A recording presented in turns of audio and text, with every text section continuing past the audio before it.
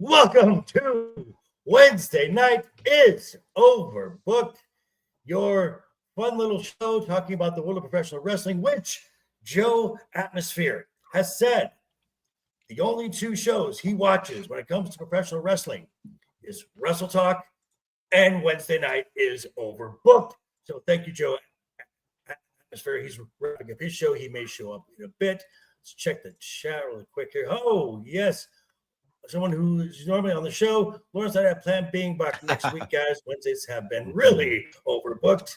That is awesome. Also in the chat as well, our wrench among wrenches, Mr. Jacob Ironside will be dropping links as well. But let's get into my lovely panel here. To my stage right, he is the man with the horrible takes. For him, an eye patch is not just functional, it's fashionable as well. That is Mr. LeftEyeEgo. Ego, how are you, sir? Doing good, actually. Glad to have another Wednesday to talk some wrestling with you guys with a phenomenal PLE. Cannot wait to talk about it with you guys. Definitely. Hello, Mr. R to the Icky. Is that Jacob JB's little brother? No, my little brother lives in Southern California or Kamimania. Oh, we've also we'll come back to that a little bit. And directly below is our legal expert who at the end of the show changes his name to Price Waterhouse, the man who likes looking at the holes of worms. This is Duke Devil 95, Bradley Burnett. Brad, how are you, sir? Doing well. Also having a brother that lives in Southern California. And we're not just watching wormholes. We're now hanging out in a Latinum lounge. So, a Latinum lounge. How cool is that? Let's address this real quick here. We all know that Jordan Grace starting to look like she did before she went on the roids. Ego, I think that's more your department. That's how I liked her. I like that. Chubby, powerful bunny. I dig it.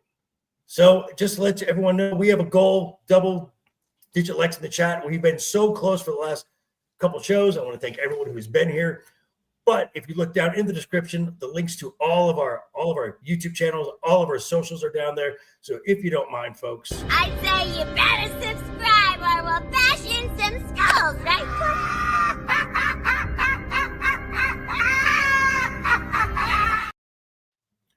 Thank you, Harley. And also down the link there is the link to the Joker Voice merch store, which is a great way to directly support the channel. Also, the link to our good friend Matt, who's still in the hospital at the moment. The link to his GoFundMe for his medical expenses is also down in the chat as well. So if you can, folks, anything you give is greatly appreciated. We all love Matt here. He gives a lot to not only this show, but to other shows as well. So, guys, a lot has happened in a very short period of time. Yes. Dare I say that, where do we really start? Because I think that WWE has had a bit of a wake-up call of late. And this was started at WrestlePalooza, where this was the first show of the ESPN era, which they're now in a 5-year contract, $1.7 billion. Yeah,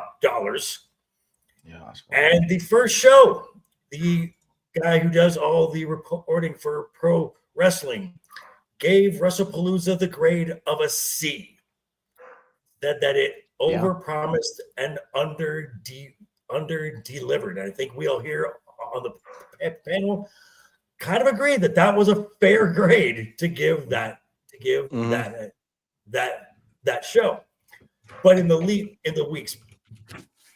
weeks going forward from that show, going into Crown Jewel, we seem to have gotten a lot more creative, going back to telling stories on what? I know, it's crazy with the WWE product. Especially taking a match the Crown Jewel Championship match, a match which means nothing, means absolutely nothing, and actually made the Crown Jewel match between Cody Rhodes and Seth Rollins mean something. There was some emotional investment in that match. And then even the go-home show of SmackDown was actually probably one of the better SmackDowns in quite some time, because for a while, SmackDown really didn't know what show it was. You had folks from Raw on there. You had folks from NXT on there. This past show, with the exception of a women's tag match where you had Stephanie teaming with Tiffany Stratton, there was nobody from Raw or NXT on that show. It was completely SmackDown talent, and they put together a good show. And we've also got news that there's a whole new creative team for SmackDown. So I just want to ask, going, says the GoFundMe link, the description is no good. Then Jacob, I'll get the short one. I got you. You got it? Okay, thank you. Yeah, I got it. Don't worry about it. Yeah.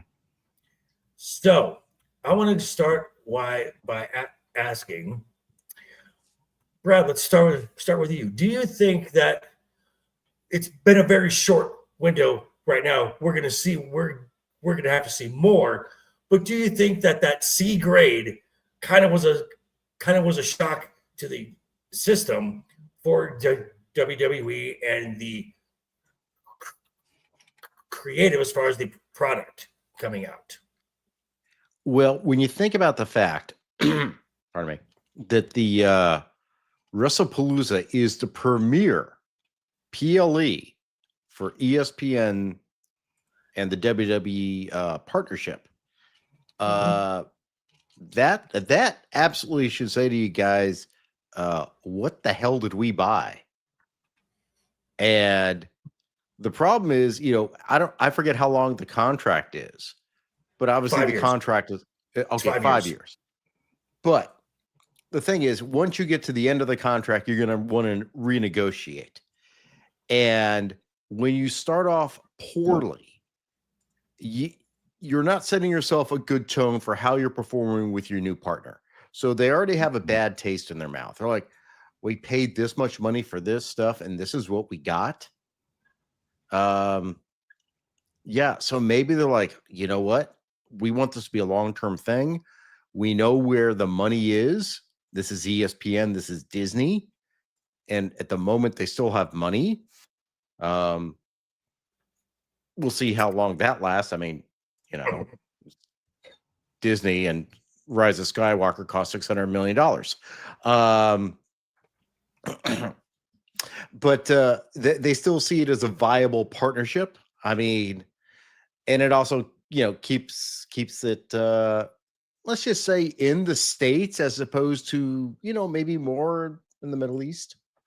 Somewhere, right? Somewhere in the middle. I don't know. Maybe. So, it should, I would imagine after that first one, with that review, there were some questions in the boardroom. So you being a contract lawyer as your area of expertise, if you were one of the lawyers for ESPN, what would you be telling your higher ups? What would your initial response be? Well, it would not be anything about breaking a contract. Okay. It would be, because this is not a basis to break a contract, in my opinion. Just because you have a shitty show does not mean you break a contract. But this is, in my opinion, this is behind the scene messaging of how well you are performing. Because it's going to go into the thought process, right? Because you got a contract for 5 years, but you got to start thinking, look, this is a 5-year contract. You got to create impressions so that when it comes, because it's not going to be 5 years. And my ghost just came in. It's not going to be like, we're done at 5 years. Now it's renegotiate. They're going to start renegotiating around 3.5 years. Gotcha. So this is all just, I'm just going to say PR and personalities behind the scene. What are you making Gotcha. for us? Is it worthwhile? Do we want to continue doing this? And also, it's showing, in my opinion, that ESPN has control. It's like, hey, you did a shitty show. We're putting you on our network. We're not paying you for crap.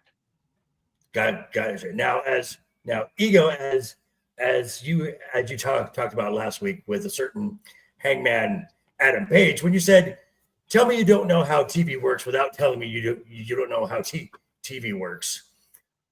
Your thoughts? Is this, if you're the WWE, would you take that C grade as a wake up call? As like, oh shit, go on. Before I go any further, I have to give ESPN reviewers applause for being straight up. We have lamented the fact that people will shill for a product because they're either employed by them or they don't want to give them a bad grade because they feel it'll damage their relationships. So shout out to them for saying, yo, this is C grade. It's WrestlePalooza. There's just wrestle. There's no palooza at all. Like there's no pizzazz. So I mean, I think that it could have been something that I know that Matt was seeing us backstage, but I don't know if this was hastily put together or what, because it seemed like WrestlePalooza was kind of thrown together, or it's like we're moving everything up by a month. If you're just moving it up by a month, it should probably get a D, because you're head of creative, Triple H. You should actually have all this stuff set and ready to go. I've seen you pull up a year time frame due to an injury. How is it that 4 weeks gives you an absolutely mid performance from nearly everyone involved? So I think the C lets everyone know that, hey, you're on notice. We are paying for a product. The product was not great. I need you to come back with a better product. And I mean, I got, for the most part, I think we got Crown Jewel, some of the matches that were in there. We're like, yo, let's pay attention to the fans, because if the fans don't like it and the people that are reviewing our product that we kind of work for don't like it, we can't afford to fall back. So I like the fact that, so I just like the fact ESPN was straight up and like, yo, this was average, do better. So I appreciate that. So basically what we're saying is ESPN told the WWE, you just made the list. Yes. I was actually going to say the same along the lines of Ego. It was literally Captain Falcon at the end of Falcon and the Winter Soldier saying to the senators, "You got to do better, Senator." There is that. Except actually, like we're serious. We're not Timu Captain America. Now, actually, you mentioned a thrown together show, which the show was. It was made. Yeah. It was thrown together to counter program All Out. Is what it was done, and they rushed a few Peacock shows so they could get out of their contractual obligation for a certain number of shows for Peacock, so they could start this new relationship with ESPN right away. Now, I would counter that, a thrown together show is not good. Evolution was pretty much a thrown together show, and it is one of the best PLEs all year. So yeah, I think that there is something to say for the creative, that if you want to do something, you can actually do it. Yeah, do you have something to add, Brad? Well, I was just going to add that, like, when you say about thrown together, I really feel like the name even WrestlePalooza is thrown together. Now, Yes. mind you, we have literally been living with WrestleMania as a word for over 40 years. But when WrestleMania started, I mean, I wonder if they're like, this sounds weird, because we hear WrestlePalooza. It's like, we know what Lollapalooza is and all that stuff. WrestlePalooza is the name of a pay-per-view during the ECW days. That's where that came from. Okay. So that led us into Crown Jewel in Perth, Australia. So that, I'm like, okay, it's the Crown Jewel Championship. That's 2 feature matches. We ended up getting a 5-match card, which I still think 6 for a B tier show is kind of like a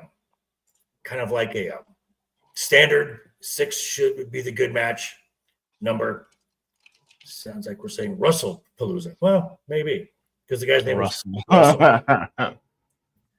And That's Russell Brand Palooza. It's just like Russell Brand movies on. There you go. Watch. Oh, so we just got off of a premium live event from Perth, Australia, halfway around the world, which I did not get to physically watch a show when it aired at 5 a.m. Pacific Standard Time. I was listening to a live stream and catching highlights and caught a lot more throughout the weekend. So I got a really good idea of what the show was. But hey, Mr. Fractured, how are you, sir? Glad to see you. Make sure you smash that like button. Now, before we go into the matches itself, Ego, your overall thought, just in general, of Crown Jewel. fun, man. It was actually fun. It was what I was kind of missing from WrestlePalooza, which is weird because WrestlePalooza would kind of like infer it's going to be fun, and it wasn't fun at all. Crown Jewel was actually pretty fun. Like that's, I'm not gonna lie. Did I wake up?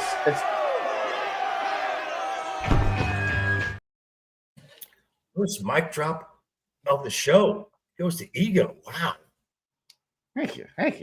It was fun. I mean, I didn't wake up and watch it live. I kind of catch parts on the replay, but I mean, it was, some parts were predictable, but it was overall was fun. You know, I guess we'll talk about the individual matches later, but overall was actually a really fun PLE. And I think this was WWE's like get back on track PLE for the next ones we've got coming down towards the end of the season. Correct. Brad, your overall thoughts of the show in general? Well, I actually do have the ESPN package because that's how we watch Formula One, and some stuff on Hulu for the misses. And I actually did watch some of it Saturday morning. As I said before we started, I actually didn't finish watching the last two matches until like tonight, but I was surprised. I thought this was generally a solid show. Mhm. And agree. I honestly had, now there were times where like, I questioned the decision on the length of this match, shortness and longness. But there was one to me that really stood out. Okay, definitely. So that with that, And also, I did my best, Joker, but I wasn't able to find a boat for anyone to go on. oh no, that's terrible, awful. Yeah, no boats. All No, right. nothing was leaving dock this week. Oh, terrible. All righty, so let's just go through each match here. So the show started off with Roman Reigns and Big Bronson Reed. This is just a rehash. They're running back the Clash in Paris match, which saw Roman go over. This, however, was the Australian street fight. Can we just call it a hardcore match, please? Can we just stop with the? I mean, It's the Perth punch out. Right, there we go. That's what it is. Because frankly, just keep adding something street fight without something really of that city or that country or whatever. Seriously, no one cares. It's a hardcore match. Just call it what it is. So I thought this match was fine. As far as the match went, it's what happened after the match that made this Yep. interesting. And again, this goes back to storytelling. Family drama equals compelling TV. Ego, how did you feel about the Yeet Man being told that the tribal chief doesn't want to see him until Christmas? It's not Jay's fault at all. All right. I just, you've been the tribal chief. I need you to see 2 steps ahead and know that Jay might mess up. All right, you need to be out of the way of that spear. Because once his head comes down, he moves forward. Like, you should have let him spear the table himself. So I don't hold Jay responsible at all for his actions, okay? You don't want to... Oh, you poor baby. Like, I mean... That is so cute. I'm saying Christmas is a long time to be mad at somebody, and I don't think Jay deserved it. That's all. Do what you're smelling, folks. That's cope. What it is. It's a big helping. So, Brad, your thoughts on the Roman Bronson Reed match? First off, I would, in response to LeftEyeEgo, I would like to quote Jason Bateman from Dodgeball. I feel shocked, Cotton. Because that's how I feel about Ego's interpretation. And I also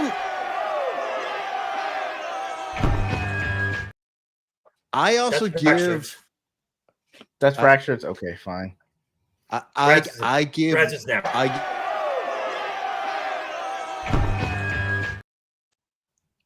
I just want to say Roman is far more generous than I am.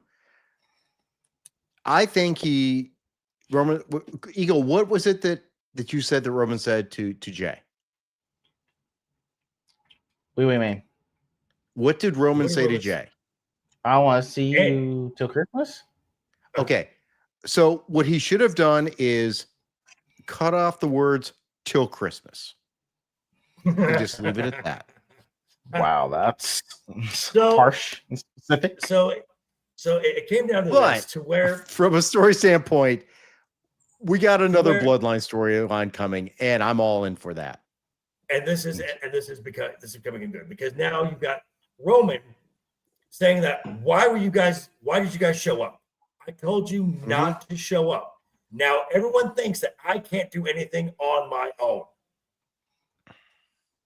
You guys humiliated me. Jimmy, I love you. Jay, I love you, but I don't want to see you guys till Christmas. Hey, that's a problem though, dude, because don't we have something before Christmas? We will talk about that in just a bit soon. Now, this brought us to the next match, which, by the way, for the show, I went 5 for 5. I picked every match. This brings my year average. I'm hitting at about 73%. It's an off year. I suck this year, so I apologize. Last year, I was at about 85%, so I've had an off year making predictions. But our second match was for the Women's Crown Jewel Championship between the WWE Women's Undisputed Champion, Tiffany Stratton, versus the WWE Women's World Champion, Stephanie Devacare. This was the shortest match of the entire night at just about 10 minutes. I'm going to give my piece on this, and then I'll let you guys go. This was the right outcome because Stephanie could not afford a loss. You just put a title on her. But kudos to Tiffany Stratton. This match showed me she is way better than she has been booked for this entire year. To once the match really got going, to be able to hang with a technique machine that is Stephanie and to look good doing it. Tiffany Stratton is an absolute stud. Brad, your thoughts on this match? I thought it was a good match. I was surprised how short it was. I really thought they could have gone longer. That was really about it. But I agree with you in the sense of if Stephanie did not win, it would diminish her, because I think even though sticking with Tiffany being undefeated, has been undefeated since the beginning of the year, so she can eat the loss. But Stephanie is been the champion for a month. She can't do it. It was a right call, and I thought it was a good match, but I thought it could have been another 5 minutes or so.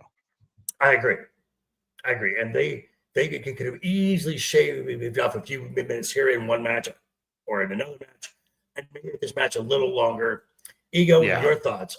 Your thoughts. I think the decision and the time for the match were appropriate. I think WWE is trying to be very cautious and trying to make sure their super over champions for both belts do not get hurt. I honestly think that's one of the primary reasons they didn't like, hey, look, we cannot afford, to be down Liv Morgan, be down possibly Trish Stratus again, or be down Stephanie Vacura after we just gave her this huge push. I know that they can say, hey, next man, next woman up, but I think that they really want to say, hey, look, we need you guys in it for the long run. So, hey, we'll do the match. Steph gets the win because she's technically sound and we've given her a push. But, we want to make sure that you guys last, especially when it's getting this close to the end of the year. So that's why I think they did that. A little side I did note on this one, and here's a question to both of you. Stephanie on Raw said that she's the first WWE superstar to win 4 titles in 1 calendar year. She has won she came in and almost immediately won the NXT North American Championship. Okay. Soon after that, she won the NXT Women's Championship. She came to the main roster and at WrestlePalooza captured the Women's World Championship, and now she is the 2025 Women's Crown Jewel champion as well. This goes on her Hall of Fame resume. Is it too much? Is it too much? Is it too much too soon? Ego. Man, I don't remember hearing about Stephanie until she was about to become champion for NXT, not the North American, but the main roster belt. I think some people you can understand why they strap the rocket to their back, and Stephanie's one for me. So I feel like it was a warranted push on there. Yeah, like move merch like nobody's business. Her awesome spiral tap. Oh my god, that is beautiful, man. That is phenomenal. Like she's got a semi finisher up, and she's got the spiral tap to go with it for the pin.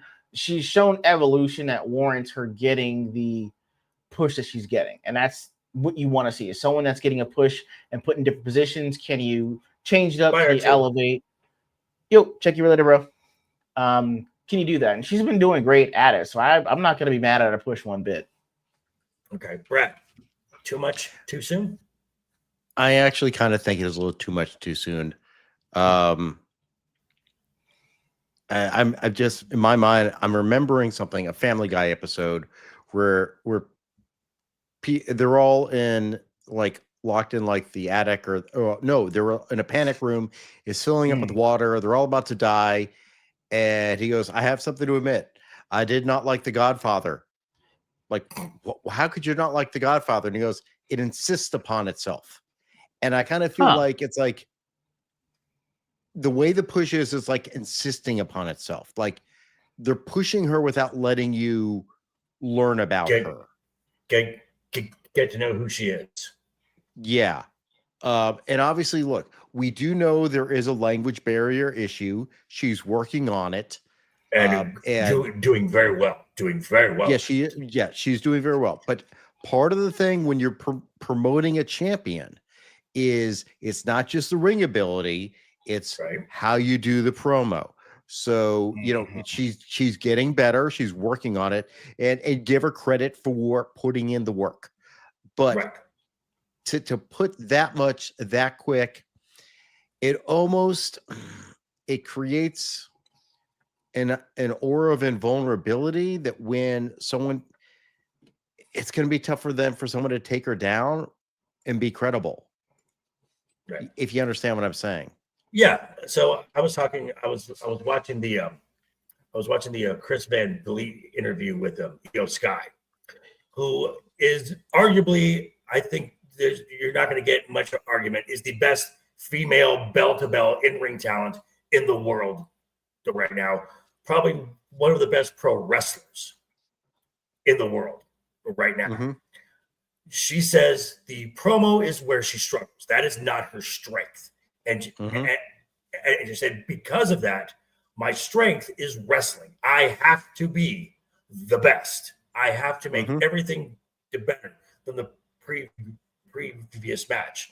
And it shows. And Io is incredibly over because of her work, because of how she works. Now, Stephanie is not there yet as far as the fans seeing her work rate goes, but she continues to improve in her English. She can get, I think, with her work rate as well on top of that, I think she can actually get to a point to where she surpasses Io as far as the best overall female wrestler. That's just my thought on that. I would agree, and I think there's a lot of analogies between the two wrestlers. I mean, both are incredibly skilled in the ring. They put on phenomenal looking matches. Io is just like, when she gets on top of her on the ropes, you know, it's like, okay, this could be amazing. And just watching Stephanie, it's like, okay, she knows what she's doing. She's got the technical ability, and then when she gets on a rope, but it's there. The thing that, like I say, the thing that misses for both of them, and like you said, Io even said it. Io acknowledges. She's like, she gets nervous. I think that's what she said during an interview. She's like, I get nervous about it. And the Chris Van Vliet. Yeah, exactly. If it was not just that, if that was the only, get rid of that issue, you have two megastars right there. Absolutely. Yeah. And you know, we would not care about Rhea Ripley, who I think is as much exposed at this point. Huh. That's fair. To a degree. And that brings us to the third match, which was a match I was not looking forward to, but I am sad, but I am glad to say that I was wrong on this match. And that is John Cena versus AJ Styles for the last time.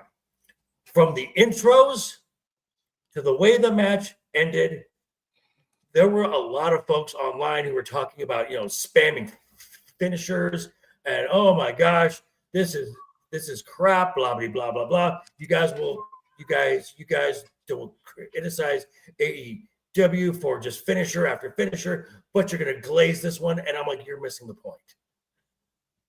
John Cena at the end of this year is done. AJ Styles at the end of next year, by the end of next year, he's done. These two combined is 50 years of professional wrestling, and we have seen Cena in his match with Logan Paul, where he crouched in the corner and was doing the Edge. It was kind of doing a homage to Edge. This is an homage for both these guys. I mean, they're recognizing their opponents. Right. And this is just giving thanks to these opponents. Now, the intro, when Alicia Taylor does John's intro, and she's about to do AJ's, and John's like, whoa. And he hands her something, and she reads what John wrote. The intro, and you could see he wrote it. Yes. And handwritten. And the look that AJ Styles got when he was called the face of TNA, called the Ace, the undisputed boss of the Bullet Club. And you saw AJ's face just light up. Yeah. AJ's face lit up like, holy shit. Wow, that's great. Called him the face that runs the place. Phenomenal. AJ Styles. And we saw moves from Rusev. We saw moves from Sting. We saw Frankie Kazarian, a fade to black. We saw Chris Angel Wings.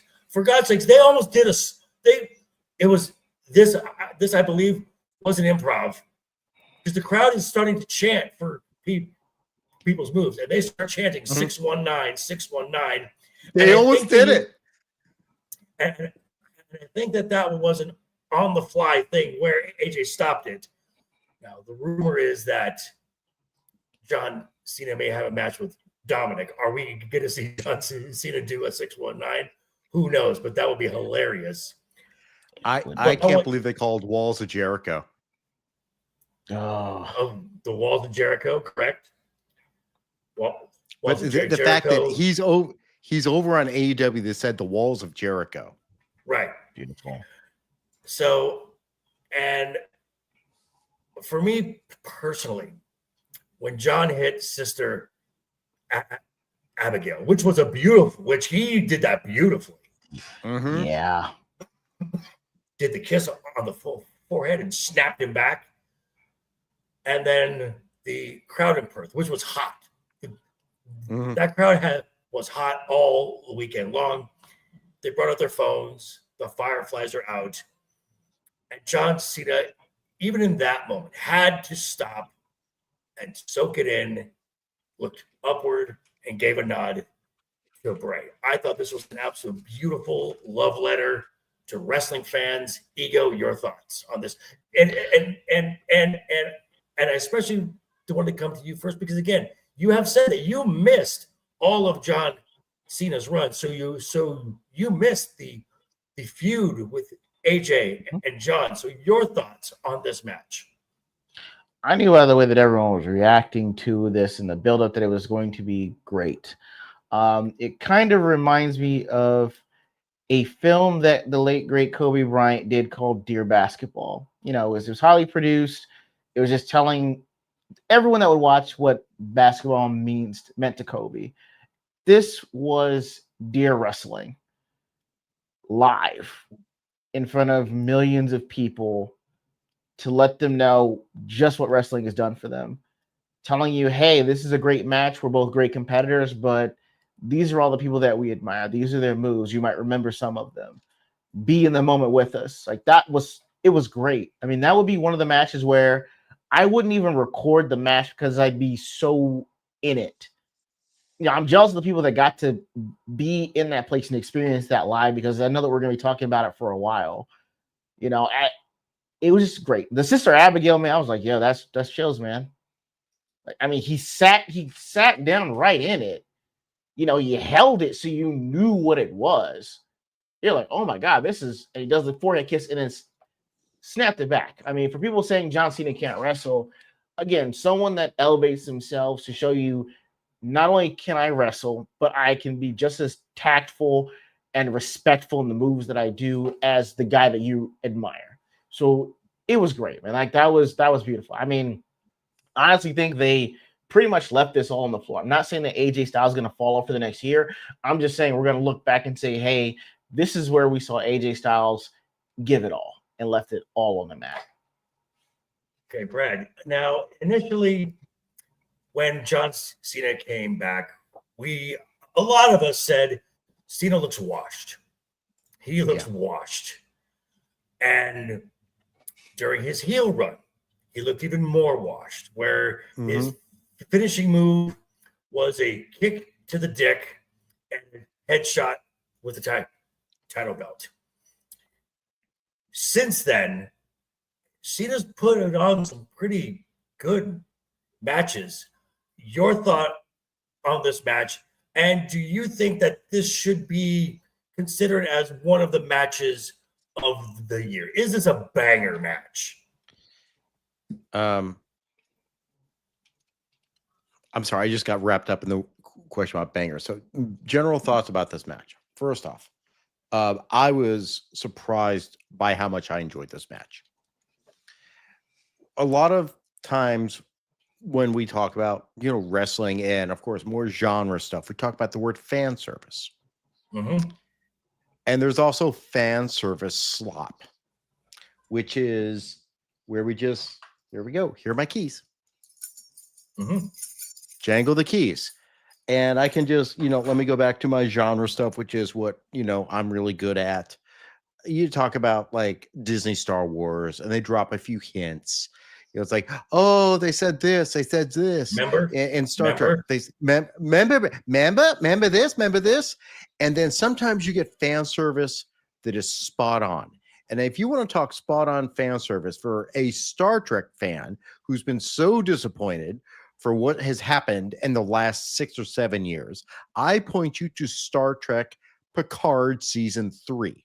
Proper fan service when they showed you what all the fans wanted. The next generation crew back on the Enterprise D. That's all we wanted. We wanted Han, Luke, and Leia together. That's proper fan service. Honestly, I teared up when I saw the crew back on the Enterprise D. And when I saw John Cena and AJ putting on this show, this is like, dude, this is so freaking respectful. So respectful. And honoring not just, these are two guys who are, look, they're 50-year-old guys. Okay. Close to it, yeah. And they put Close to it. they're damn near 50 years old. And that's why AJ's leaving. He's like, and I've seen these rumors like, is he gonna go to AEW? No, he's done. No. AJ's done. He's done. He's gonna be happy. Maybe he'll become a trainer. Maybe he'll start doing a YouTube show about video games. Who knows? But these are two guys who are at the end of their careers and like, you know what? We're gonna have fun with this match. And I legitimately think they had fun doing the match. Is it a banger? I don't think it's a banger, but it may be probably one of the most fun matches of the year. Okay, so would you add it to the list of matches of the year? For the fun aspect, yes. Okay. Because when you think about matches of the year, I don't think it's just like technical. Because look, we all know what WrestleMania women's match was. Okay. It's not a no-brainer. But for like this has to be attention for match of the year when you come to like how it was presented. Will you remember this match? Will you remember this match? I probably will. Okay. I mean, there are very few matches I remember. There's only one that clearly sticks in my mind. That's Steamboat and Macho. Mm-hmm. That is my top match of all time because I love it. So, Ego, for you, for the year 2025, as we have a list that we're going to be talking about at the end of the year, would you include the Cena Styles match as a match of the year candidate? I would, yeah. And excuse me. Not that, I mean, we haven't had our list of what we thought were going to be top fives or ones that are already kind of in there, but I mean, it's fighting for contention. I mean, year's still not over yet, but I mean, again, the fact that it was a love letter to wrestling, it's Cena's last year, and at a certain point, we didn't even know if we were going to get this match. I think it's the thing we forget is, you know, we were counting down all Cena's. Yeah, we were counting his matches. And we were like, yeah, was he even going to be able to do this? And not only were they able to, it was a great match, and it was well deserved. So it's got to be in the running for top five. So, I guess we have one person left to ask, and that is Momo. Do you think this was a banger match?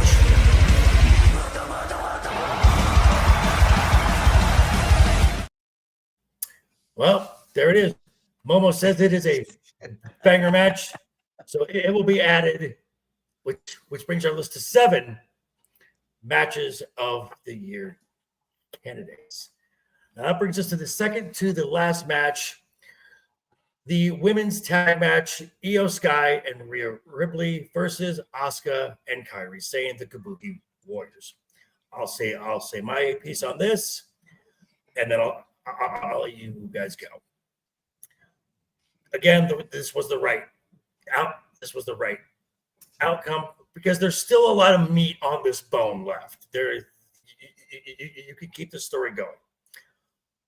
Much like with Tiffany and Stephanie, Rhea is really the odd person out in this match because you have 3 Joshis in this match. 3 Joshis. And in the WWE, you only have 4 of them on the main roster. 3 of them were in this match. Mm-hmm. And ever since Rhea won the Women's World Championship at the Netflix Raw debut in January, she's been in and around Io the entire year. And I think in this match especially, it paid off. She blended in perfectly with these three Japanese superstars, which are known for being technique machines. I mean, even Kairi Sane, who's probably the least known of these four, Kairi Sane is very good at what she does.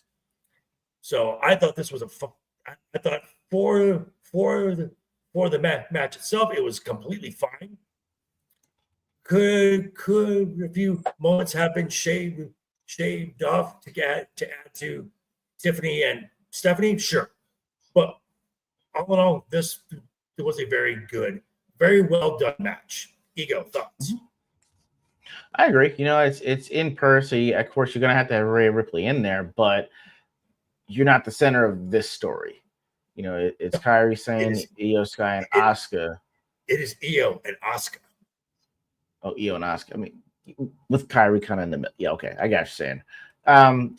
Yeah, so I mean, it worked. They're gonna keep this angle going for a little while, it seems. So it worked, and I mean, you can. There's a potential to always run into a problem with people's egos at a certain point, especially when you're on main roster, your top one build, and you're way over. But I mean, credit to Rhea Ripley for being like, hey, look, I know that this isn't between me, but I have a chance to, you know, be a team player while still celebrating on my home crowd. Like, that's really great that you're getting younger and more humble or not so ego-driven superstars at this point, which is great. So, you know, it all worked out. So I like to see that they're going to keep the feud going for a little bit.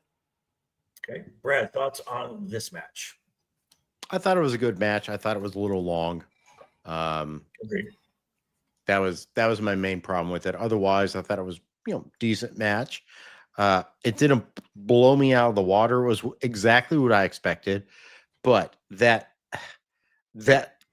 when Io came off the ropes and hit Asuka in the face, oh, dude, that drop kick she does, dude, that was rough.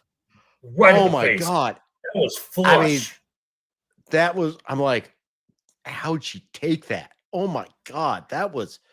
I felt the pain watching that. Oh my god. So let me ask you this, Brad, because I mentioned this, and I think you stepped away. Ever since the beginning of the year, when Rhea won the women's, yeah.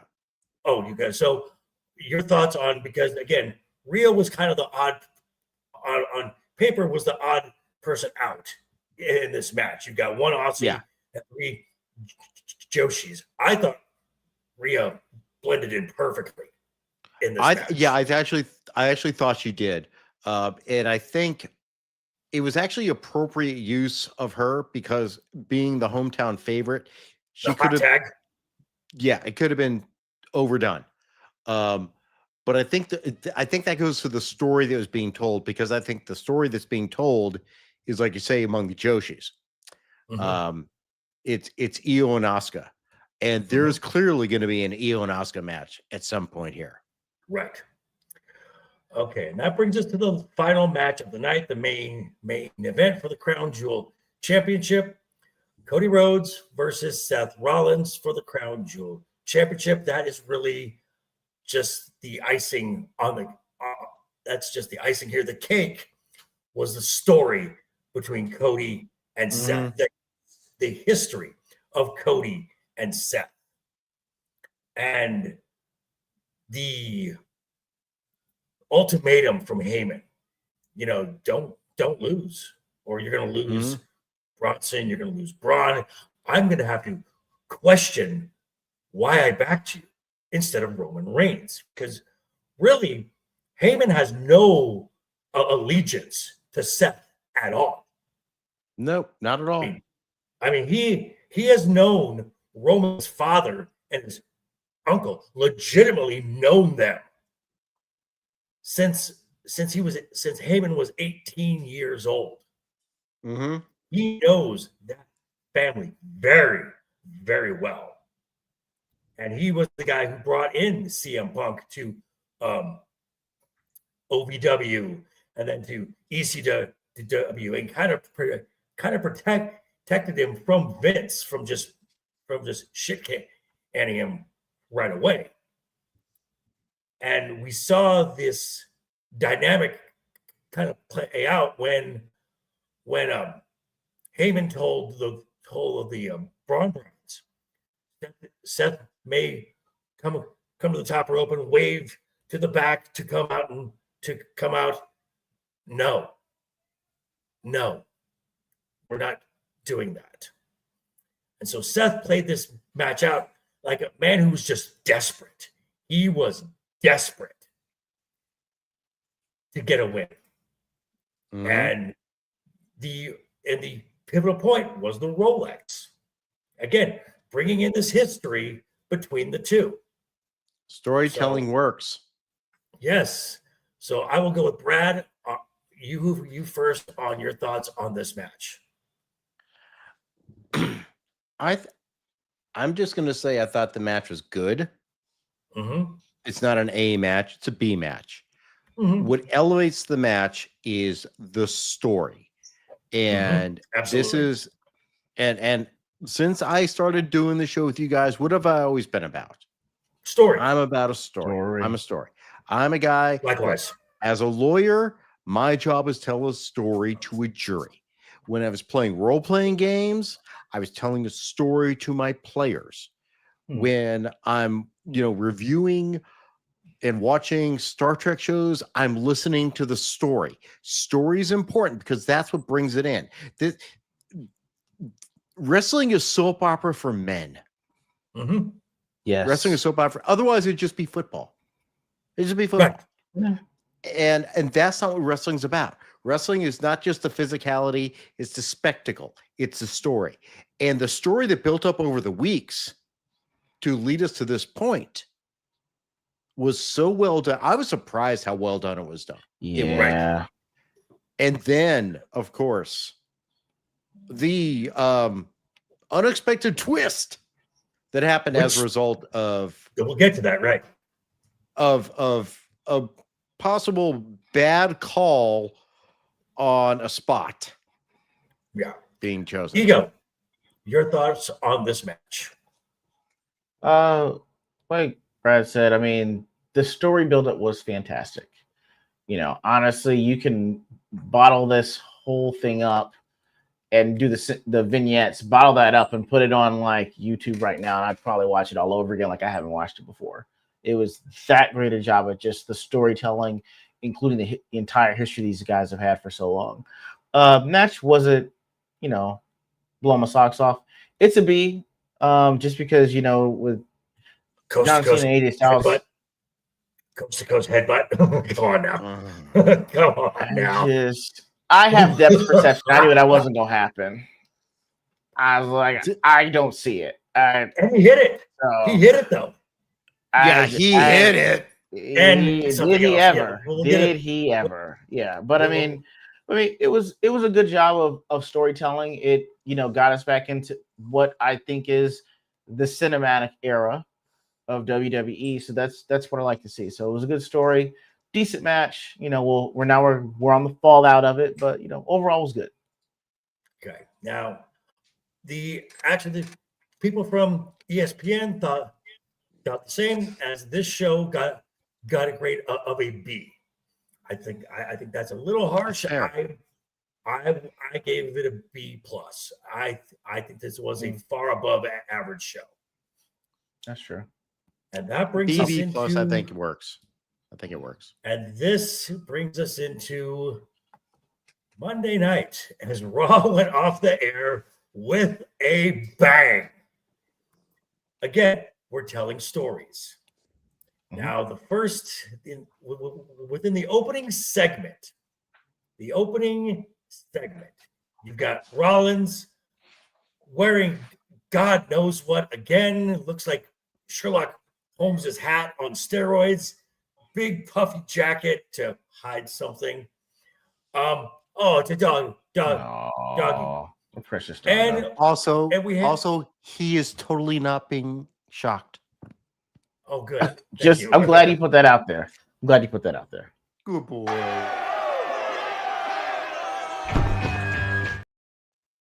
That's for not shocking a dog. There you go. No one should ever shock a dog. So there we go. So we got Seth, and this is the Seth that I don't like, is the cackling idiot. I can't stand this part of Seth. In-ring It's Seth like is Jared great. Leto. He's Jared Leto Joker. Oh, God, stop it. I actually never mind. I'm be quiet. Nope. We're not going to talk about Jared Leto Joker, the That's Joker. why that's why I was The, quiet. Joker-lo. Why I was quiet. It's just terrible. Yeah, but Eagle likes him. Made the list. I didn't say anything. I was quiet. I got quiet. Yeah, the fact that you didn't say anything is telling, sir. Don't put this on me, sir. All right. That is an offense to the Joker legacy. I mentally With this gentleman here right now. I mentally pleaded the fifth. All right.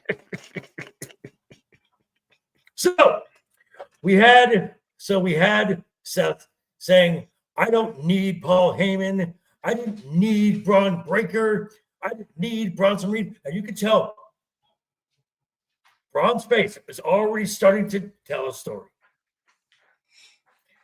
Now, Yeah, rotator cuff tear.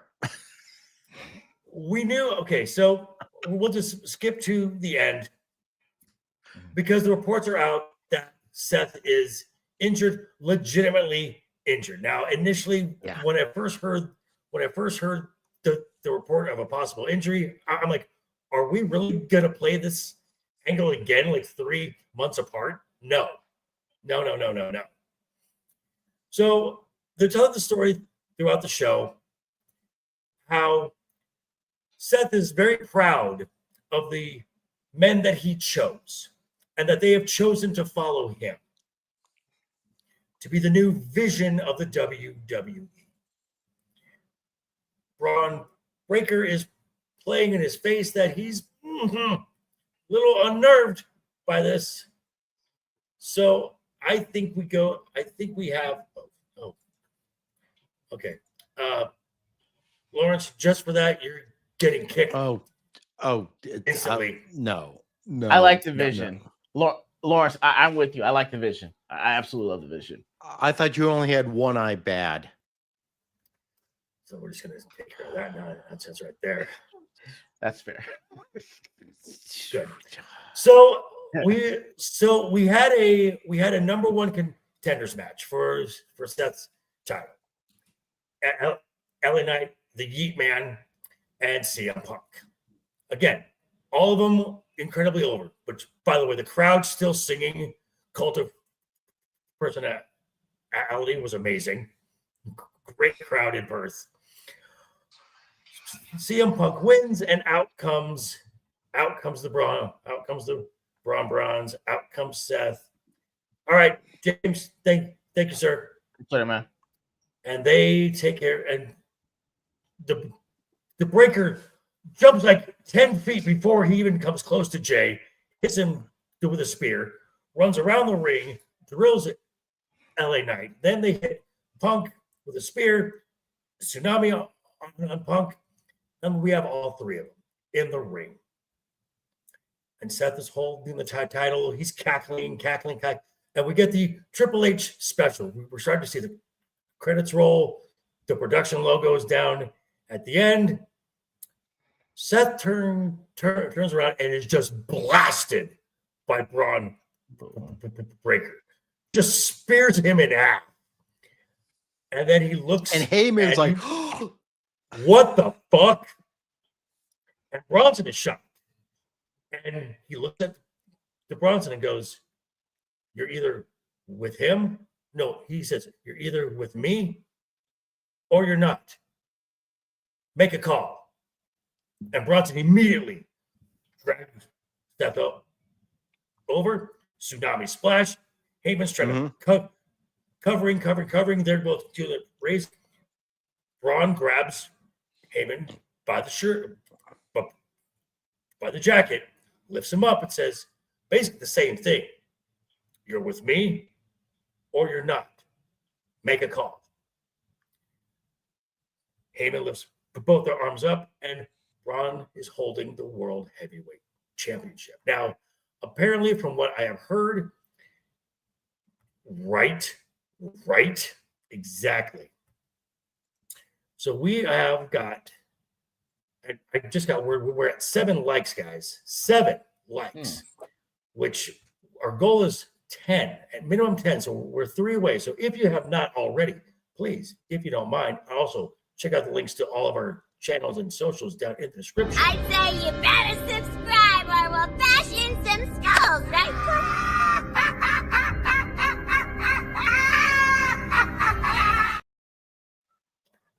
So apparently, from what I've been hearing, for CM Punk, because CM Punk is now the #1 contender for the championship, with this injury, assuming that, and all reports are saying that it is legit, and it's a shoulder separation, kind of like what Liv had. So he's going to be out a while for surgery.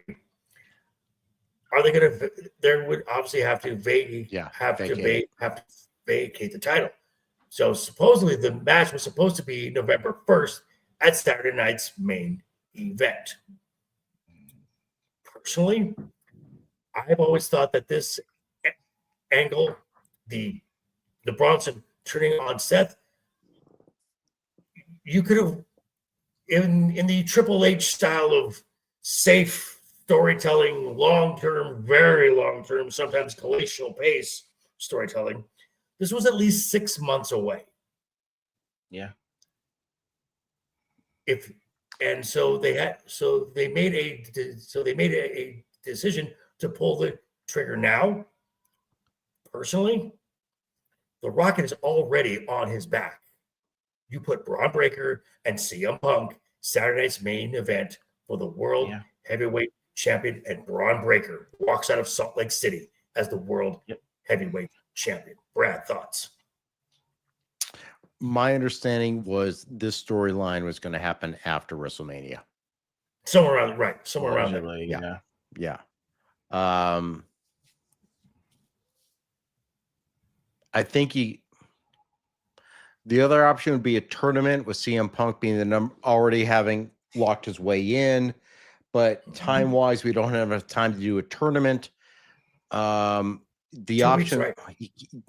you can't. I'm sorry, because now I'm thinking the next Saturday night. So we got War Games coming up, and then you got Saturday night main event, and you can't interfere with main event in December because that's John Cena. You have Saturday night's main event November 1st, right? And then November 29th is Survivor Series, the War Games. So I'm just thinking because you cannot overshadow John Cena's retirement match. So the trigger has to be pulled. Right. Honestly, I kind of think they got to do a rushed. I think they got to immediately say Seth has to vacate on Raw and immediately declare a gauntlet match or something to determine the other contestant against CM Punk.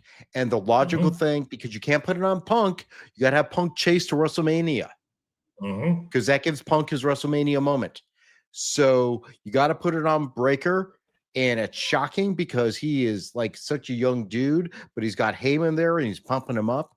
And then you got CM Punk chasing him because he's gonna have to hold it because Seth is out for at least 8 months if it's a rotator issue. Yeah. So you just got to give it to Braun Breaker and build him up with Bronson Reed as his protector with Heyman on the voice. Let him just run wild. Let him just run wild. He is the new Brock Lesnar because he can't talk. Yeah. He can't talk for shit. Yeah. Bottom line, he sounds terrible. However, I have seen him do his uncle's promo, and it's great. He does a great Steiner math. Yeah, but his voice isn't right. I mean, but the good thing is you got Heyman there. So Heyman. Right. And I think at this point it becomes Heyman is the architect of the vision. Right. And then you got Punk chasing it. You got Punk chasing it for his WrestleMania moment.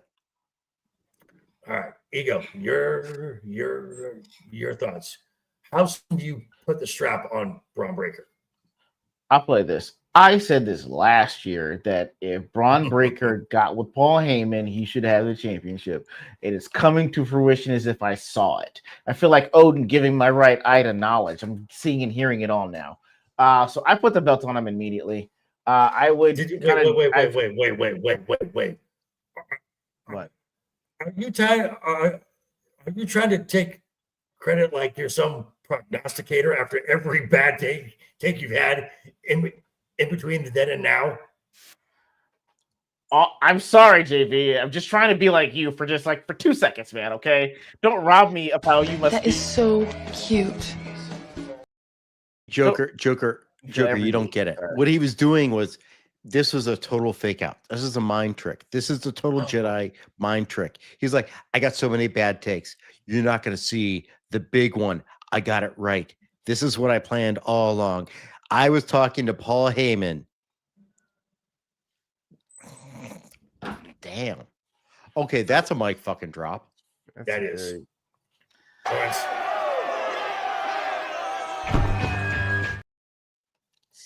It's aggressive. And to be quite honest, I mean, as far as Seth Rollins goes, I mean, his character he's trying to be Roman Reigns. Seth Rollins wants to be the guy. Seth will never be the guy. Roman is the face of the WWE. He wrestles 5 matches a year, and he's the face of the WWE. Cody is a distant second. Now, Cody is a distant second. I totally second. I agree with what you're saying, but at one point, as much as they tried to push Roman to be the face of WWE, he was not. He is now because he got over with Tribal Chief. Right. Exactly. And as far as the factions go, talk about this, thinking about this. This faction, the vision, was not about Seth. It was to put Braun Breaker over. That was the purpose of this faction. Much like Damage Control was not about Bailey. It was to put Io Sky over. The purpose of the Judgment Day. Now, say what you will, it was never about Edge. It was initially to put Rhea Ripley over, and then ended up putting Dominic over, putting Liv Morgan over. It's putting Roxanne Perez over. Say what you will about the Judgment Day, but it's a star-making machine. That's fair. And the Bloodline was to reface Roman as something as something cool. It also got Jey Uso over, and it got Sami Zayn over. Sammy did get way more over. Mm-hmm. So that leads us to War Games. Now, this will be really quick because this is going to be the traditional War Games match that they've had now for 3 years in NXT. Now, this is the 4th year on the main roster. And generally, it's a 5-person match. They could go 4. They're going to probably go 5. Now, I heard this, and as far as the women go, here's a thought. And I heard this from JD from New York, and I think this makes complete sense. For the babyface, for the heels, you're gonna start with the Kabuki, the Warriors. Then you're gonna add Roxanne Perez and Raquel Rodriguez. Becky Lynch as your heels. There is your heel 5. Now, for your babyface 5, Rhea and Io, because you have to have Io in there. Io has been in every single women's War Games match, even the ones in NXT. You're going to put AJ Lee in there as well for Becky Lynch and Lyra Valkyria and Ailey. Yeah, that's fair. That's not fair. Why is it not? Because not fair? that's 5 against 5 6. Because Bailey's 2 5 on people. 5. Oh, okay. No, Bailey's 2 people. Then, for the men's, you're going to have the Browns. Mhm. Definitely the Browns. Because of a loose association, you could add Brock Lesnar in that match. It could easily happen. It works. It works. Yeah, with Heyman. And you could add Drew McIntyre. Okay. Now that's an easy 4. Now on the babyface side, you would have Roman, Mhm. Punk, Cody, and this year on a babyface side, because he's took a feud with Drew McIntyre, Jacob Fatu. Jacob Fatu. That'd be nice. Oh. What if we do the turn? We get Jimmy on the face and put Jay on the heel. Roman does not want to see them until Christmas. Thank you. Okay, well then Jay shows up anyway on the heel side. What if that's his turn? Possible, or you could probably go like in. Now, I've been hearing like Austin Theory. Who knows? Forgot about Austin Theory. Yeah, most folks have. Well, could this be could Cena appear?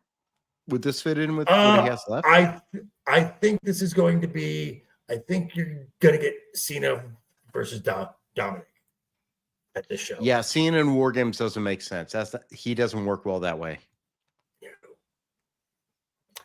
So there's some stuff to look forward to there, and that's going to bring. So, with no segue at all, we're going to. Oh no! segue. Wait. Sounds like that's going to be a slobber knocker. A slobber knocker. Oh yes, absolute slobber knocker, which is one of my very popular catchphrases. Which brings us to the staple of the show.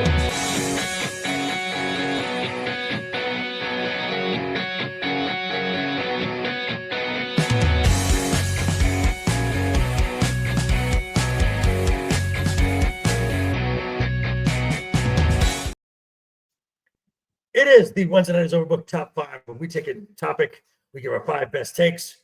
Our number 5 take gets 1 point. Our number 1 take gets 5 points. And at the end, Price Waterhouse here tallies up the points so we can get a definitive scientific answer to this topic. And our topic, we started last week with the 5 worst professional wrestling catchphrases. This week, just on the other side of the coin, we're going the 5 best wrestling catchphrases. So we're going to start with Mr. LeftEyeEgo. Ego, what is your number 5, sir? My number 5 is 4 letters, 1 word. Bye.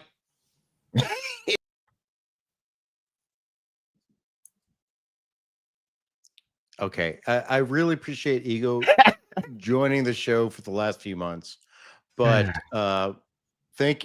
thank you for your contributions. We wish you well in your future endeavors. Right. It is the great unifier, okay, of millennials and zennials, okay. Oh, they're horrible Fantastic. people. I know, but all I'm saying, I'm sorry we can't be edgy and broody like Gen X. I'm sorry, okay. You mean cool? I think the word is cool. Didn't I have yeet as one of my worst last week? I think I did. I think it got voted in as worst last week. I gotta pull back my notes. Fossils, the both of you. Anyway, Fuck you. I'm 50. I'm almost 53. I like better than you, son of a bitch. I'm 54, and I look better than both of you. So don't want to hear it. Yeah, well, you don't have as much gray as I do. This is distinguished. I have lots of gray. Trust me. That's what the hat's for. Okay, we know you got yeet, fine, except look, hey, I'm just glad you didn't put it as number one because honestly, we would kick you off the show. I know, I wouldn't be allowed back.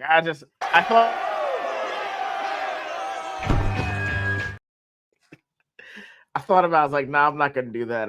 Yeah, I had yeet as number one last week. Joker had his number four. I was like, I'm not gonna do that. I'm not gonna press my luck. I'm just saying certain phrases work with a certain person at a certain time. And just like a highlighter, it invokes Sami Zayn. You mean Sami Zayn? I mean, if you want to attach it to, I just said yeet as a catchphrase. I didn't assign it to any particular person. So if you want to include it for Sami Zayn, Zayn Uso, Sammy Uso, I'm okay with that amalgamation. I'm just saying yeet at number 5 for me. That's all. All right, Brad, save us. You're number 5. I just want to mention some of my honorable mentions. Ladies and gentlemen, my name is Paul Heyman. To be the man, you got to beat the man. Because I don't consider Rick as part of WWE. That was when he was WCW or whatever he was back in the time. And as much as you hate a Joker, you have to recognize that Can You Smell What the Rock is Cooking is... Rock, go fuck yourself. It is recognized by many people. The other one... Rock, go fuck yourself. That's even more. Get the other one ready because you just made the list. You just made the list. But those are my honorables. My number 5 is we would not be here but for this phrase. What you gonna do when Hulkamania runs wild on you? You have to recognize that is the phrase that literally started WWE. Mm-hmm. I like it. All right. So I do have one honorable mention where last week I mentioned Big Dog Roman Reigns had one of the worst catchphrases. The tribal chief, just 2 words, acknowledge me. Got a pop from every crowd. That's my honorable mention. Now, my number 5 comes from someone who is a comic book nerd, kind of like a lot of us, a superhero nerd. Matter of fact, doesn't even have to say it anymore. All he does is just tap his watch and starts the motioning to his mouth, and the crowd just knows what to say. It's clobbering time. CM Punk is my number 5. He never said it, Johnny. Believe that. All righty. Ego, you're number 4. Yeet. All right. Again.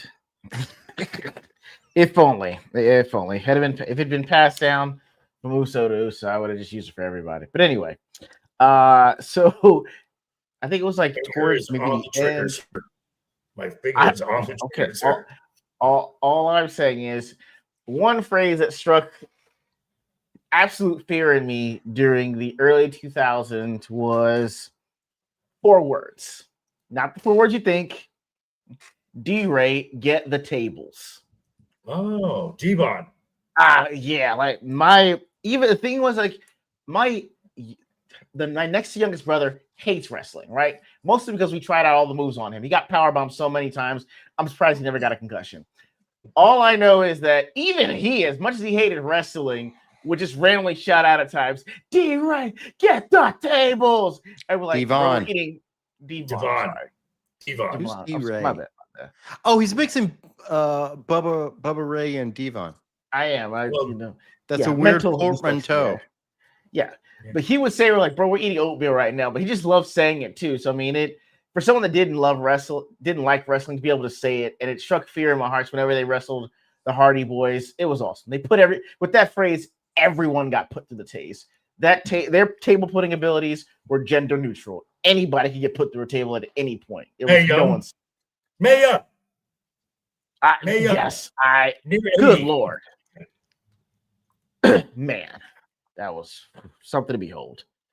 All right, Brad, you're number 4. My number 4 was true until after a terrible decision to change companies. Best there is, best there was, best there ever will be. Man, Bret the Hitman Hart, the excellence of execution. When he said it and you saw him as a technical wrestler in the ring, you freaking believed it. Oh yeah. I mean, Ego's not quite up on the technical aspect of wrestling yet, but he's learning. Yeah. He also knows what a direct kick to the head does to someone's career. Yes, I do. And following Bret Hart, I understand that now. So my number 4, again, you hear it, the crowd is pops instantly. It's the start of her theme. It's the first thing you hear on her theme music. She's even incorporated a hand motion. What time does the WWE run on? Tiffy time. It's Tiffy time. It says everything you need to know about Tiffany Stratton. She's the center of the universe. Everything revolves around her, and she's wonderful. So, Tiffy time, number 4.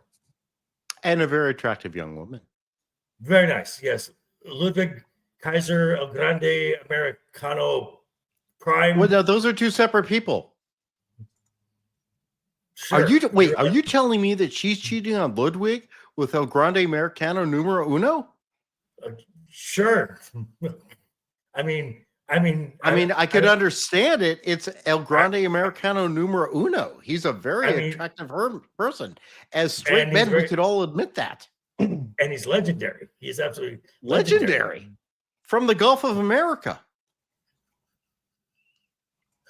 Well, that's never like 5 miles away that way. Oh God. Ego, you're number 3, sir. Number 3. First phrase I got to say with a little bit of authority, but I couldn't say it out loud. Suck it.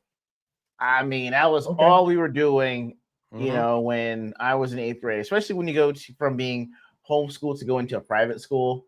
Like, you can't really exert your authority in that regard, but like, you couldn't shout it, but you would just do the motion, you know. But kids were getting like expelled and getting detentions for doing it. So it felt extra edgy to say, like, man, I got detention. Why? Because I told Miss Johnson to suck it, you know.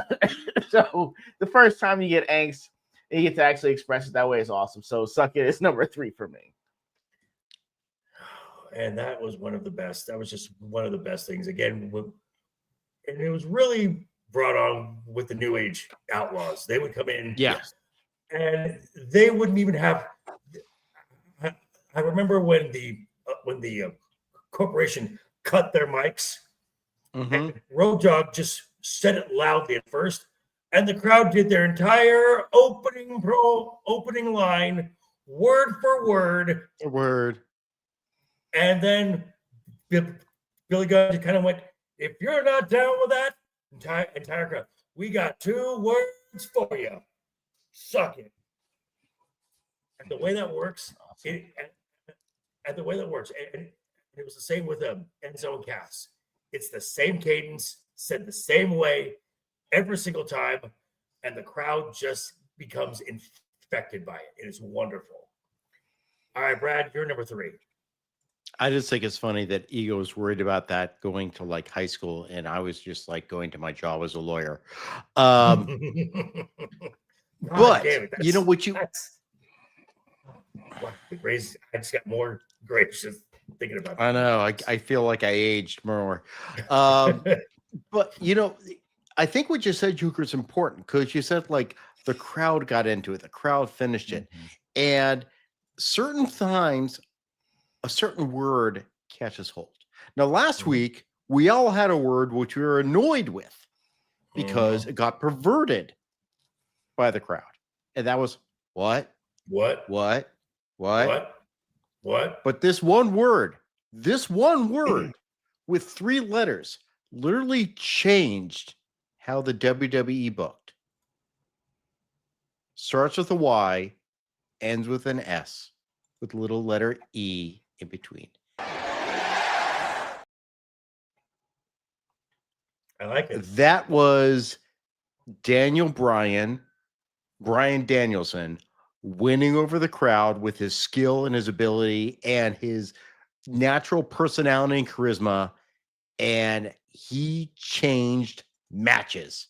And when he came out and said yes, and the crowd just did it. Yes, yes, yes. And you know what the good thing is? You don't hear it anymore, really. No, you don't. And Occasionally. unlike what? Occasionally. Right. But unlike what? Because it's specific to Daniel Bryan. And it's like, it's almost protected, in my opinion. I mean, you will hear it like if someone asks as I know Brad hates this phrase, the WWE universe, should we have a match tonight? And the crowd will kind of start doing yes, yes, yes. So you do still see it, but it's not the impact that it was. I mean, Ego, you have said on the show you first learned about it not from wrestling. Yeah, I was watching a Wisconsin game during I forget what year it was, NCAA Sweet 16 maybe, and they were just yelling it, yes, and I'm like, what is happening? Like, it's literally just, the game isn't even really close. It's just people just yelling yes, doing this. I'm like, what is that? And then my guys filled me in on it afterward. Gotcha. So my number 3. Again, sometimes you need something to get you over, and it's good when it transfers over from promotion to promotion to promotion to promotion. It almost becomes part of your lore. And I'm talking from AAA, CMLL, Lucha Underground, AEW, and now to the WWE. All you got to say is cero miedo. And you've got an instant idea of what you're talking about. You know it's Penta and what Penta brings to the table by just doing this. You don't have to say it. Just do the hand motion, and you know. And even in a match, Penta will just do this, and he doesn't need to say it. The crowd does it for him. So, Cero Miedo, number 3. Wow, Ego, you're number 2. Number 2, it's gonna surprise you guys, but Yeet again. No. That's closer to number 1. We'll talk about that one later. But the best there is was and ever will be. I don't ever think I've ever heard a phrase close to this. We finally have a match. I know, right? I think it's more so because Brett is a very technical wrestler, but he's also incredibly elitist. Like, who is this guy in pink and black spandex telling me that he's better than me, but he's actually better than me? And he believes it, and now I believe it too. Like, it's so awesome. Like, I mean, he makes me want to be an elitist, truly. And the fact that, I mean, you can say, I'm glad that you brought that up because I would want to say that I was. But if you think I am, I admit it. Okay, there we go. Then yes, I think that's part of where that's fair. I mean, yeah. So Ego the elitist, yes, it's kind of what turned me on to that. Is just being like, you're bougie. It's completely. Fine. Yeah, I mean, like people say like, "Hey, I'm the best in the world," but it's like, best in the world's fantastic. It just kind of sounds finite. But when you say I'm the best there is, okay, that means right now I'm better than you. The best there was, like, no one's touched me up until this point, and the best there ever will be, which means even after I'm gone, you'll never be able to touch me. He's crossing timelines. Yeah, this man said in any timeline, I am better than you. And then they said it in such a short phrase, and it's so effective. I love it. So I got number 2. All right. Ego, you would have loved the matches, which at the time he was also dressing in highlighter colored singlets. You would have loved the match. You would have loved the matches between Bret Hart and Kurt Hennig, aka Mr. Perfect. You would have loved those matches. Okay. All right. I'll have to look those up. What Eagle, can you imagine that Jimmy, the Mouth of the South Hart, managed the Hart Foundation at one point? Yeah, true story. It's astounding because I didn't know that. It took me a while to know that once they were separate, that Bret Hart could always speak on the mic like that. But it's like, it must have been something completely out of this world to have Jimmy Hart corral all of that and Bret still be able to do his thing. So I have to go back and double check that. But I mean, yeah, it's phenomenal. That was the mid 80s. So, Right. Okay. I mean, you were maybe a twinkle in your dad's eye. I don't know. I was suckling on the tea to my mother at this point. Okay. I mean, mid to late 80s. We were in middle school. Yeah. Okay. Brad, you're number 2. Drive. But actually, the my number 2 was not in the mid 80s. In fact, Okay. he didn't show up until the early 90s. Oh. And it continued on and on. And I guess you kind of could say he was a phenom with 3 simple words, delivered plainly and flatly with a gravelly tone. Rest in peace. Just dragged it out. Huh. Yeah, I like it. You could see him saying it in the ring. I mean, it is iconic Undertaker. Oh yeah, absolutely. And at one point, he added this in on the regular was when he would say it. He would roll his eyes back into his head, and it was just the whites. Yeah, yeah, good stuff. My number 2, again, defined a character and kind of defined her trajectory upward into the WWE. Oh, she started off as no.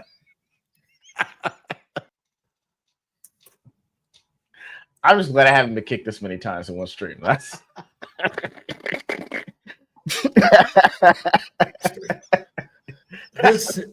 this young lady started off as the third wheel of a faction called the Riot Squad. To this day, she's the only member of the Riot Squad left in the WWE. She had a blue tongue, and pink hair, wasn't taken seriously, came back, had start-stop storytelling, was always thought you were never going to be a big star. She became a SmackDown champion after a Money in the Bank cash in that lasted about 97 days. You're never going to be in the main event scene. She was a women's world champion. Up until her injury, she was the top heel on Raw, the flagship show. And the phrase is "Watch Me" by Liv Morgan. Kind of her mantra to herself. Oh, you don't think I can do it? Watch me. Watch me be the top. Watch me lead a women's division. Watch me be the biggest star. Watch me watch me outsell merch from some of the guys. Watch me. Watch me. Watch me. And it's always stuck with me as just a great little, also in your personal life. Someone says you can't do something, watch me. So always stuck with me. All right, Ego, you're number 1. all right. My number 1 Buckle up, guys. 4 letters. 1 word. Woo! That's all I gotta say. Okay. Ric Flair. The thing is that I didn't even, the first time I'd seen Ric Flair was actually, I think, in WCW. So I missed his entire WWE run. All I know is that there's this guy that came out in a sparkling robe with all this pyro. And the thing is, I didn't even know my dad knew wrestling or watched wrestling. I said, Dad, who is that? On cue, when Ric Flair says it, my dad says, woo! So that's the Nature Boy, Ric Flair. I'm like, who is that? He said, son, to be the man, you got to beat the man. This all came out of my dad in 90 seconds. I'm like, this phrase is in my eye. Man, yeah, I just, the one word woo. I mean, it translates to almost every sport. It's ingrained in popular culture. And I think, Nature Boy Ric Flair had a big deal to do with that. Like, woo, just, it belongs to him. So I got that at number 1. It's like the best catchphrase I've ever heard. And Ego, apparently that's all it took, because I just got word we're at 10 likes, folks. So thank you very much. We will have a special segment, probably if not next week or the week after. We will let you know, folks. But Brad, you're number 1, sir. Actually, you know what? Hold on. Okay.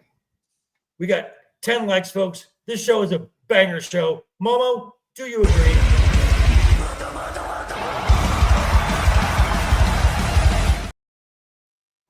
Momo agrees. Banger show. All right, Brad, you're number 1. I'm just glad I didn't have to put on my luchador mask. So I consider, like I said earlier, I considered Rick, but I don't associate him with WWE as much. No. Dude, you got to be on next Wednesday. Oh my God. Yeah, I think that would be the top cringiest catchphrases. But when you really think about WWE, you got to think about like the Mount Rushmore. Mm-hmm. You got to think about Hulk Hogan. Mm-hmm. And I know as much you don't like it, but maybe The Rock could get on there. Hey, Rock, go fuck yourself. No. You could think about John Cena. Yeah. But I think of the man who literally, because of his presence and what he became, saved WWE and beat WCW. I think I know. And that's the bottom line, because Stone Cold says so. That phrase changed. And I'm not going Austin 316 kicked your ass because that was a one-off. Mm-hmm.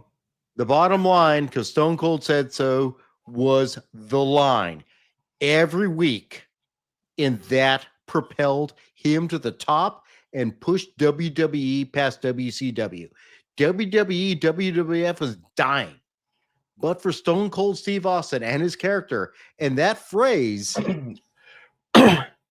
which kids were saying in school, along with 316 Stone Cold just kicked your ass, that saved WWE. So to me, that is a top catchphrase. Brad, I agree with you. There is no better phrase, because as much as we get, especially nowadays, we have folks who become just merchants of catchphrases. I mean, Jey Uso, Yeet is overused. Jacob is getting there with all gas, no brakes. Yet, I mean, it's becoming so repetitive that it's like, okay, stop. Come up with something new. This never got old. Never, ever got old. And that's the bottom line, because Stone Cold said so. And again, you had the crowd right along, same cadence, same pace, every single time. And absolutely. Without Stone Cold Steve Austin, there is no Attitude Era, and WWE goes out of business. They're done. Mm-hmm. So, the greatest catchphrase of all time, and that's the bottom line, because Stone Cold said so. So with that, we have a clear number one. It took us till the end, but we got there. A number one, a number two, and a number three. Number three is, I think it's Woo. Woo. Yes. Woo. Woo. Number three. And number two is, Best there is, best there was, best there ever will be. yep, Bret the Hitman Hart. And number one is, Because Stone Cold said so. Indeed.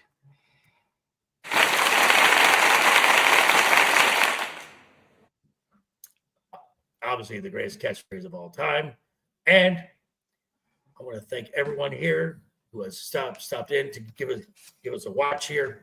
So before we head out, I want to again take a look down below. We've got links to the Joker Voice merch store. Wednesday Night is Overbooked and Joker Voice merch. It goes to a great cause, me. We also have another great cause, which is the for Matt, the unbearable 73, who could not be here tonight. He's in the hospital. He's a dear friend to not just us, but many other streamers as well.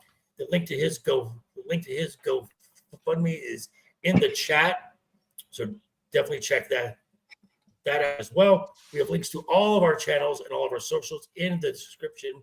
So if you don't mind, give us a look on all of our channels. Check out all of our content, and of course, I say you better subscribe or we'll bash in some skulls, right?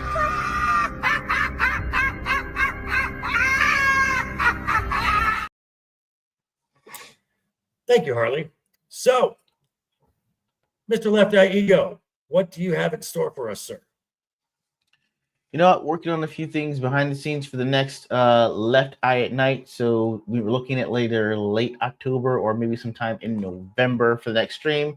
If you haven't checked out me and Shiro's Ordinary Games this past Sunday, check that out. But working on some things behind the scene. But when the next one's up, I'll be sure to let you guys know. Are you going to be doing a toy stream soon? Bro, I'm going to have to, because I think I'm at like 5 or 6 now. I think Roman's at like 11. So we're going to definitely have to do one before the end of the month. I need to reach out to Roman now, too. All righty. And Mr. Duke Devil 95, Price Waterhouse, Bradley Burnett, the Wormhole Watcher. What do you have coming up, sir? Tomorrow night, I will be on Static 2020's channel for the weekend pregame, where we'll be discussing all sorts of weird stuff he finds on TikTok to torture us. Otherwise, go watch my channel. I had a few videos up last week going over some of the trailers that came out New York Comic Con. Of course, we also have Wormhole Watch. We're deep into season 2 of Star Trek Deep Space Nine. We are deep in the holes, which is what makes many people happy. But well, I can do it. I'm fine. I'm Italian. Still good. It's all good.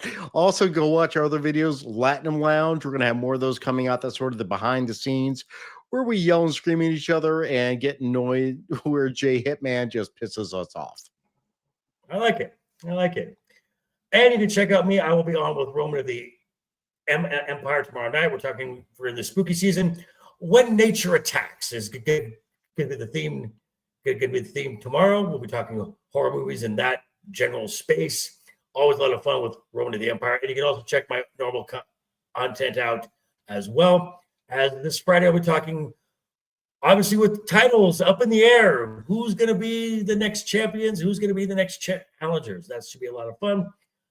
But I want to thank everyone for being here. And on behalf of everyone at Wednesday Night is Overbooked, I want to say, hope you're having a great week. Have a great rest of the week ahead of you. Keep talking.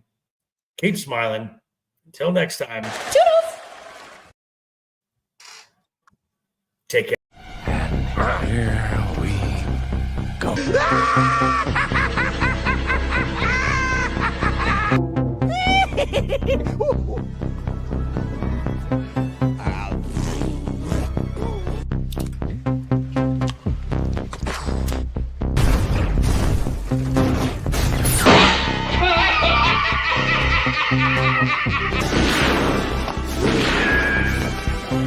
is like gravity.